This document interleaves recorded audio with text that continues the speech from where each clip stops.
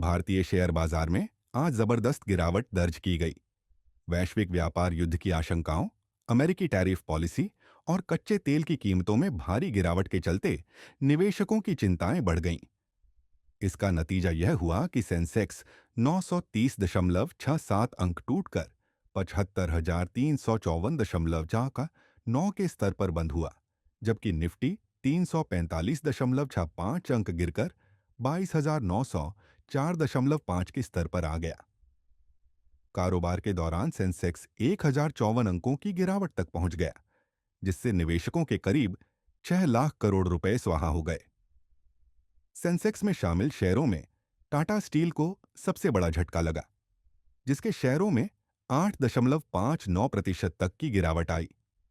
इसके अलावा Tata motors, Larsen and Toubro, Adani ports, IndusInd bank, tech Mahindra, Reliance industries, Infosys और एनटीपीसी के शेयरों में भी भारी बिकवाली देखी गई।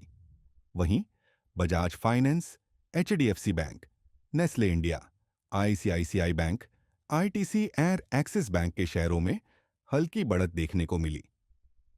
विदेशी संस्थागत निवेशकों एफआईआई ने भारी बिकवाली जारी रखते हुए गुरुवार को 2,806 करोड़ रुपए के शेयर बेच दिए, जिससे बाजार पर और दबाव बढ़ गया।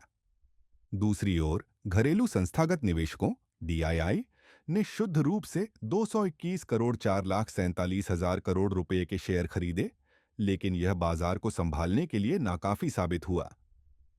विश्लेषकों के मुताबिक अमेरिकी राष्ट्रपति द्वारा चीन पर भारी पारस्परिक व्यापार शुल्क लगाने के फैसले से वैश्विक बाजारों में मंदी की आशंका गहरा गई है। इस वजह से कच्चे तेल की कीमतों में भारी गिरावट आई और ब्रेंट क्रूड 3.26% गिरकर $787 प्रति बैरल हो गया, $67.85 प्रति बैरल पर पहुंच गया। यह 3 सालों में एक दिन की सबसे बड़ी गिरावट मानी जा रही है। शेयर बाजार की यह गिरावट सिर्फ भारत तक सीमित नहीं रही। अमेरिकी शेयर बाजार में भी गुरुवार को 2020 के बाद की सबसे बड़ी गिरावट देखने को मिली।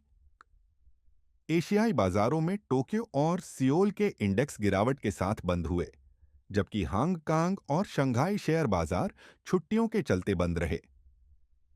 विशेषज्ञों का मानना है कि अगर वैश्विक बाजार में कमजोरी बनी रहती है, तो भारतीय शेयर बाजार पर और दबाव आ सकता है। मेहता इक्विटीज लिमिटेड के वरिष्ठ उपाध्यक्ष प्रशांत तापसे ने कहा कि बाजार में भारी बिकवाली के कारण विभिन्न सेक्टर्स में 2 से 6% तक की गिरावट आई है।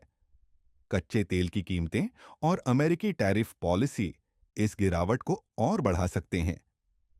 शेयर बाजार के जानकारों का कहना है कि यह गिरावट कुछ समय तक जारी रह सकती है।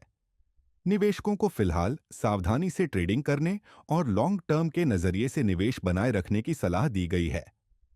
शेयर बाजार में निवेश जोखिम के अधीन है। निवेश करने से पहले किसी वित्तीय विशेषज्ञ से सलाह लें।